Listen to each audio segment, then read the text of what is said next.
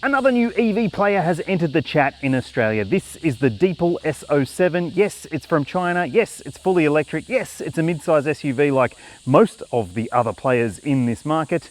So, is it any good? Should you consider it? And what are the best alternatives? I'll cover all of those things in this review and some things that might turn you off this car. So stick around. If you haven't already, please like, subscribe and ring that bell. And let's get to it.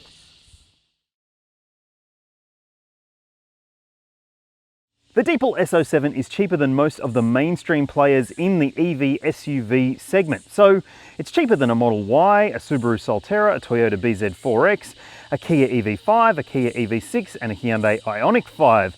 So it's one of the most affordable EVs on the market, but make sure you subscribe and ring the bell and you'll be updated when I do my reviews of some of the other newcomers coming soon, including the Leapmotor C10 and the Geely EX5, which I've already driven. You'll find a few previews and reviews in the description below. But let's talk about what you're getting for your money. Things like full LED lighting all around the car. As standard, you get 19-inch alloy wheels. You can option 20s if you wish. It costs a bit more money. And if you want this beautiful orange paint, that's going to cost you a little bit extra as well. You do get things like proximity unlocking, and you don't have to press a button to start the car. It will just start when you sit in the driver's seat and put your foot on the brake. And there's a panoramic glass roof. You get a fake leather interior trim. There's also the option of orange interior trim finishing like this car has, which doesn't cost extra, which is pretty cool.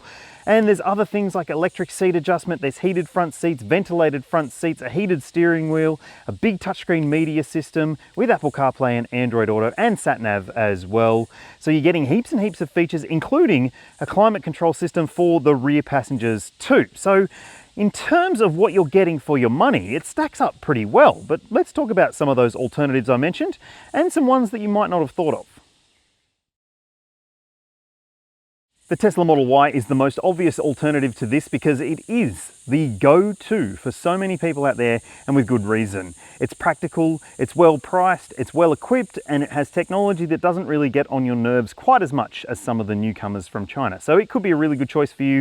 If you want something a little bit simpler on the inside, it does have a very simplistic interior, but everything runs through the screen, so that might not be to everyone's tastes. But I think it could be a good choice for you if you want something practical too, because there's multiple versions available and it has heaps of boot space and interior room as well. So that's the go-to for the EV segment. But hey, you should also check out the Kia EV5. I've done a detailed review on that car. It's a very practical option as well. Maybe not as practical as the Tesla, but it does have a big boot, a big back seat, plenty of tech and spec, and it's actually pretty nice to drive as well. There's several different versions available, but they all cost more than this. And if you are thinking outside the box, if you don't necessarily want an SUV, you want something that is just electric and just easy to live with, well, the Renault Megane E-Tech could be a good choice for you. It's a hatchback, well, crossover SUV style hatchback. It rides a little higher than a regular hatch, but it's very, very comfortable, very easy to drive, very easy to live with, and it has good EV driving range as well. Would you choose any of those? Or what's your pick? Let me know in the comments. Or would you wait for the Leapmotor or the Geely? It might be worth waiting for, I would say. Yes, it is a mid-size SUV, just like most of the other electric vehicles on sale in Australia. It is 4.75 meters long though, so it is a little longer than some of the other vehicles that you might choose. It's got a very long wheelbase to fit the batteries between the wheels, so 2.9 meters of wheelbase. It's not too tall, not too wide, and it is a pretty fetching looking design. I actually think that it has some really interesting elements to the design. I like the front end. I'm not so sure on these wheels, they're not for me. The doors, well, yes, you do have proximity unlocking, thankfully. Those door handles at times can take a little while to pop out though, so just keep that in mind. But thankfully they're not as annoying as some of the other door handles on new cars out there these days. And at the rear, you've got a very Cupra style light signature at the back, or Volkswagen style, in fact. That LED light bar across the back with the illuminated logo is definitely something that is en vogue at the moment. Now, there's some things I don't like about this rear end design. Those number plate fixing points where the Chinese number plates are supposed to mount, they just, well, look unfinished, don't they? Now, there is an electric tailgate. The button is just there, and it is one of the slowest tailgates I've come across. Look at that. Take your time, champ, take your time. All right, let's have a look at the boot space. And you can see for yourself, it is a very, very sizable boot. It's nicely squared off as well, which means that you do have a good amount of space to load larger items. I've loaded a few things in over my time with this car and found it to be pretty practical. It's also got some shopping bag hooks on the side there, which is a handy inclusion, and some tie down points as well. There's a light there too. And under the boot floor, you won't find a spare wheel, but you do get a tyre repair kit. What's under this bit? Nothing. So, do you think that having no spare wheel would be a deal breaker for you? Well, there are some EVs out there with spare wheels. You can get one in a Kona, you can get one in the Chery Amoda E5, but neither of those have a frunk like this. Let's have a look. Yes, bye-bye boot, you're very slow. And look at the size of this frunk. That is massive. It gives you so much space. And that's down to the fact that this is a rear-wheel drive electric vehicle. So yes, they've made the most of that extra space. Look how much stuff you could fit in there. That's a charging cable bag. You could fit some luggage in there without hassles at all. Very clever use of space, I'd say.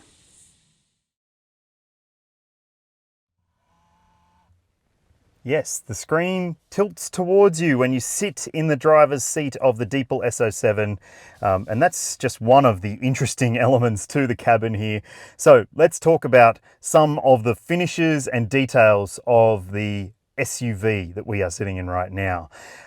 There is no instrument cluster, so yep, that's right, there's nothing there. Bit minimalist, but there is an augmented reality head-up display. You can see it there on your screen. So there's a little projector that pops up and shoots stuff onto the screen. That's where your digital speedo is, and you can also see a bunch of information there. But there's also a digital instrument cluster element here as well. So just like a Tesla, top right corner, you'll see your speedo and what gear selection you've made as well. Now this screen, it's a pretty big unit. As you can see, it does suffer a bit of the old fingerprint-itis, but you've got things like Apple CarPlay and Android Auto if you want to use that. But there is a sat-nav system built into this car. It's not set up for this vehicle just yet, and I haven't had time. But I've been using the Apple CarPlay anyway. There's a quick menu here so you can see some elements of your driving characteristics. And also you've got your home button there. You've also got a car controls button there. As you can see, there are plenty of different controls you can use on this screen. You can set your ambient lighting. You can also go into the car control system. So you've got wiper controls on the screen. It will basically do the wipers for you because there's an auto wipers and there's auto lights as well, and that means that your stalks, yes, you do have one stalk there, that's blinkers and washers for your windscreen, and you can put it high beam there as well. And over here is your gear selector. You tap it down to go into cruise control as well, and your cruise control controls are here. So you just adjust some elements there, your distance and your speed. And on this side is your media controls. So you just have to get used to all of the controls. Now in here, let's also have a look. You can adjust your mirrors using the screen. That's right, because there are no buttons down on the doors to adjust your mirrors. Speaking of the doors, you press that button to open the door and close it like so, obviously. And the window controls are back to front. So you push it forwards to put the window down. So like so, push it forwards and the window goes down, pull it backwards and the window goes up. So it's just a bit weird. You have to get used to that. Right, back over to the screen. Charging screen, you can set different parameters for your charging status. You can schedule timers for your charging. You can adjust things on the head-up display using this screen here. There's so much stuff on these screens. You can adjust your drive mode, so you can customize your drive, including things like your regen braking. So you can set it to be 100% or 84% if that's what you want. There's different brake boost modes as well. You've got hill descent control. So there's plenty of different features here. The safety stuff is the one that you might want to pay most attention to because, well, honestly, it can be the most frustrating thing about this car. And thankfully there are drop-down menus to make things a bit quicker in that regard. So you'll have to go to the vehicle settings bit, and you can turn off lane departure assist, turn off your speeding alert, and turn off your distraction warning. So distraction warning, that's driven by this little camera right here that tells you when it thinks that you aren't paying attention. And I'm going to show you when we get to the driving part that it's wrong a lot. So we'll get to that later on. You can also open your sunshade using the button on the screen, or you can say, hey Deepal, close the sunshade, and it should close the sunshade. But for some reason, it doesn't like my voice, this car. Bit weird. Now, climate control, yep, you've got, like a Tesla, some of the controls that you might expect. So you can adjust where the air is flowing using the screen itself if you want to do that. And you've also got fan controls up here, so you can tap the controls on the screen. You've got your seat heating and cooling buttons there. Your steering wheel heating button is there as well. And yes, that bar down there will stay there. So you can adjust the temperature pretty quickly if you want to. And that's good to see. But no physical buttons, so yes, it might not be right for everyone. There is a button there to basically quickly open the boot if you want to. You can also adjust your volume, so your phone call, your directions, and your music. They've figured out most of the stuff when it comes to this screen and making it easy to use, but yeah, it just takes a lot of learning because there's a lot of stuff going on through this screen.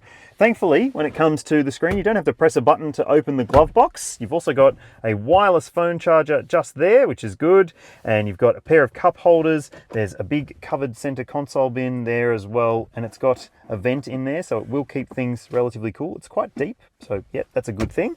And underneath, there's also a big storage tray and some charge ports as well. You've got bottle holders in the doors, nice finishes here. You might not like the orange trim unless you're a West Tigers supporter, but yes, that is something that you might want to keep in mind. You don't have to have orange trim if you don't want, and there's lots of Deepals everywhere. So there's a Deepal there's a Deepal there, and there's more Deepals over here as well. And this is kind of cool. You can see there's a little Easter egg, the silhouette of Chongqing, which is kind of cool. All right, so there's some other elements I want to call out before we jump in the back seat. You do have flip down visors with some vanity mirrors, but they flop down, so they sort of get in your way if you're driving and doing things while you're looking at yourself, which you shouldn't, obviously. And the sun visors, they don't push back, so if it's a sunny day, you might cop some light coming in through there. And up here, there's no sunglasses holder, but you do get some controls up here. So you've got your SOS button for emergencies if you need it. It's an auto dimming rear vision mirror. And there's also a camera right there. So that keeps an eye on the occupants of the car. And it does have a built-in dash cam system. So if you want to, you can have the dash cam on and it will be recording everything that happens. So if you're in an accident, you don't have to have a dash cam that remembers everything. It just will be part of the car. So there are electric seats for the front here, and you can make some adjustments using the screen if you want to. You can just do all of that using the toggles on the seat itself instead. But I have to say, these seats, not the most comfortable, not very long in the squab, and you do sit very high. So I took this car for a several hour drive the other day, and I got out of it a bit sore, and I don't usually get out of cars bit sore, but yeah, it was not the most comfortable drive experience, I have to say, from the seat perspective. But let's check out the back seat, shall we? This seat is set for my driving position at 182 centimeters or 6 foot tall, and I've got plenty of space back here, lots and lots of leg room, and it's not a knees up position like lots of other EVs. You can sort of stretch out and wiggle your feet, and yeah, you've also got a decent amount of headroom. So if you're long-legged and long-torsoed, you should be pretty comfy back here. And obviously I've closed the roof, or the shade on the roof, and I did that using this control down here. Yep, there is a control on this panel down here to adjust the shade if you want to, and you can also move the front passenger seat forwards or backwards using that button too. And you've got, obviously, fan control for the rear as well, and temperature control too. Just point out that this doesn't have two directional vents, it's just one. So if you've got someone here on the passenger side and someone on the driver's side, well, someone's going to miss out, aren't they? You've got ISOFIX points and 3 top tether points as well. There is a flip down armrest with some cup holders and a little device tray there as well. So that's pretty handy. And you've got good storage too. So there's bottle holders in the doors. There are map pockets on both seat backs. They are very tight at this point in time. And the space in here is actually really good. You could fit 3 adults across if you need to. It's a roomy cabin and it feels plush as well. You've got this nice stitching on the door cards, nice soft elbow pads, and the wood panel finish there as well. Also up here, you've got lights right at the edges, which is good, and grab handles too. So pretty good in terms of the back seat experience. The only thing is that just like the front seats, the back seat is maybe not quite as comfy as it could be.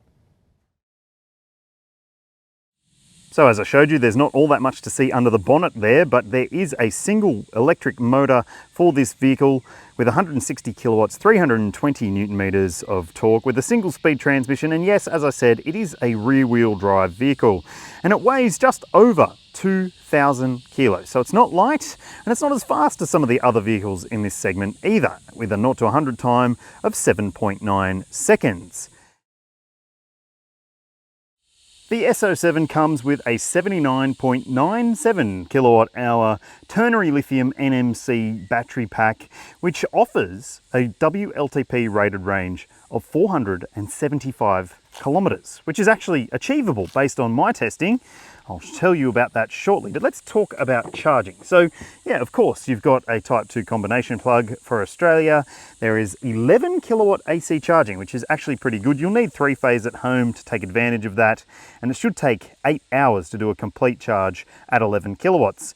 And if you're out on the road and you need to rapid charge, there is a DC charging option up to 92 kilowatts, which is slower than lots of the rivals out there.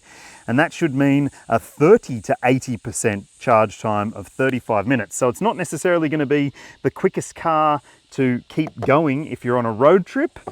Some of the other vehicles in this segment have much faster charging, but I'm not sure whether that'll matter too much for lots of buyers. You tell me your thoughts in that comments section. Say you're driving along and you're looking for a house number. So you're not sure which house you need to go. That noise will let you know that you're not concentrating. And say you're looking out at an intersection that's coming up and you're trying to see if there's any cars coming.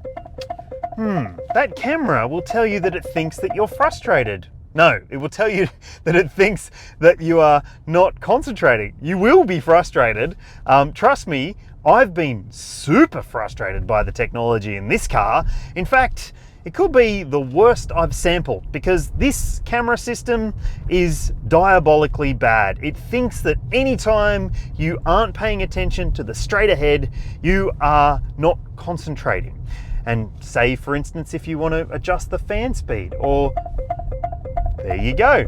Or if you want to do something to do with making sure that your child's okay in the back, and you might be driving in a completely safe manner, but if you reach over your shoulder and it's like, no, you need to concentrate, it's really overbearing and really annoying.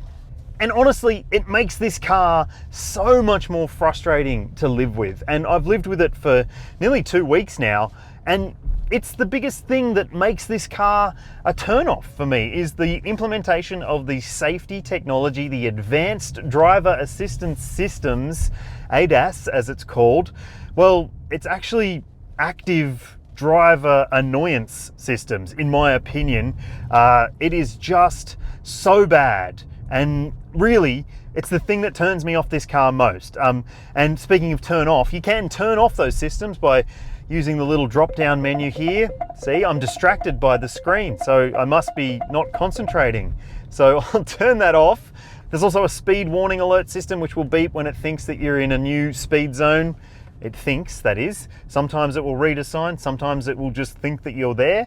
And also there's a lane departure system, which also gets on my nerves. So yes, the safety stuff, ruins the drive experience of this car for the most part, because otherwise it's not too bad. I mean, it's got a pretty decent ride comfort to it. It gets over lumps and bumps reasonably well. It's a little bit stiff at the rear, but it's an electric car and they tend to have a bit more bracing under the body of the car to keep it stiff, and it does feel a little stiff in some situations. Haven't sampled the version with 20-inch wheels, but this one with 19s and slightly higher profile tires, it's relatively good in terms of dealing with sharp edges and lumps and bumps in the surface. And the steering, I mean, it's okay. It is let down a bit by those tires. They're gitty tires, they're not the best tires, and it does feel at times like you're turning the wheel and you're not getting as much responsiveness from the tires that you might want. So I would probably recommend upgrading to a better set of tires if you can afford to. And I mean, the steering otherwise is fine. This is not a joyful car to drive. It's just a bit more of an appliance style vehicle. It's fine, and it's got that rear wheel drive push you away from a standstill rather than pull you away from a standstill feel to it. And I like that about it. It does have a little bit of dynamism to it in corners, but the traction control system just gets in the way of any fun that you might have. Obviously, it's being safe. Safety's the name of the game here. But yeah, it's just not the most fun car to drive, but it's pretty fine, I would say. If you don't really care about fun factor, you can get over those safety systems, you might find it to be quite enjoyable. I haven't, but the one thing I have enjoyed about it is this little chime system. There's a speaker on the outside of the car that will warn pedestrians, and it's got a little musical tone to it. And I just think it's sort of like reminiscent of the ice cream man being in your neighborhood. You sort of prick up your ears and pay attention. Maybe that was just me. I was a fatty when I was a kid. So yeah, anyway, by the by, the other thing about it is that it does have things like adaptive cruise control, which is pretty good. It manages its distance pretty well, but I have to say that the speed can be a little bit wobbly. Like, it'll probably drop down to 105 if you've got it set to 110. So you just need to sort of be a little bit active with your hovering over the throttle, especially in trafficy situations. And yes, it does have a single pedal driving mode, but it won't come to a complete stop. The quietness, it's pretty quiet. It's an electric vehicle. There's not too much road noise intrusion. And generally, it's not too bad in terms of the refinement. And yeah, it's got a decent amount of poke. You can put your foot down and get plenty out of this powertrain. But like I said, it's a bit more of a day-to-day A to B sort of car rather than something that's making you long to go out and drive it. Maybe that's more to do with all of the annoying safety stuff than the overall car itself. And I think that there is probably a really decent vehicle underneath all of that annoying tech. But yes, I haven't been able to find it during this review. Hopefully there will be some changes made to the safety systems, because I think it could be improved. All right, let's talk about driving range and efficiency. So the WLTP rated range is 475 Ks, and I saw almost 475 Ks of range from a full charge. That was actually pretty impressive. And yes, it is relatively efficient as well. Okay, let's talk the efficiency number. You'll see the figure on your screen now, and yeah, that is relatively good for a single motor electric vehicle that weighs this much. And I've seen pretty close to that during my time in this vehicle. So in terms of the efficiency, it does a pretty good job. And the range, yeah, it's achievable. So from those two perspectives, well, it's getting a tick.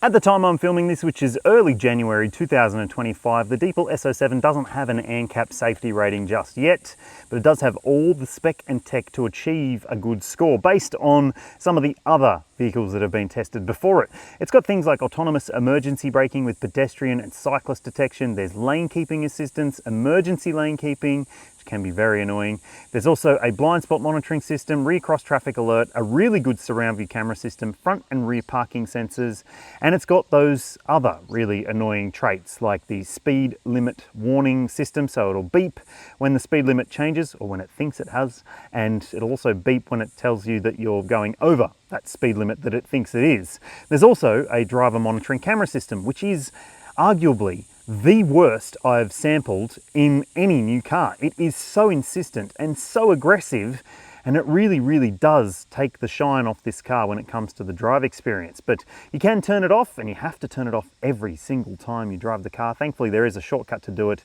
but it could get on your nerves. Trust me, it got on mine and made me actually really not like driving this car.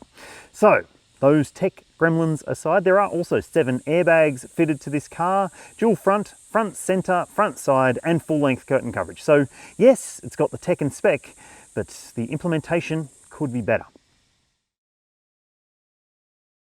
In Australia, Deepal is offering a 7-year 160,000k warranty, which is a bit peculiar. Most other brands have unlimited Ks, but this one obviously doesn't. And there's also an 8-year 240,000k warranty for the battery pack, which is longer than most other brands, which usually have 160,000k warranties for their batteries. Now, there's also 12 months of roadside assistance included at the time of purchase, but then you have to pay extra to renew it. And speaking of paying, well, you'll have to pay a lot to maintain this electric vehicle, more than most others. In fact, there's a free 5,000k service, but then every 12 months and 10,000k's is when you need to take your car back for maintenance. That's very needy for an electric vehicle, and the costs are high. I'll put the average service cost over the 7.5-year cap price servicing plan on your screen now. Yes, this is going to be a costly one to own, but I think the real cost when it comes to the ownership factor here will probably be the resale value, because it's yet another unknown brand, and hey, that could be a bit of a risk. The frustrating thing about the Deepal S07 is that underneath all those annoyances with the safety tech, there's a good car here somewhere, but like, it just needs some fine tuning. The safety tech really is a spoiler for this vehicle, but you tell me what you think. Go test drive one and have your say in the comments section. Does that beeping, bonging tech get on your nerves too? I'd love to hear from you. If you haven't already, please subscribe and ring the bell, and I'll see ya when I see ya.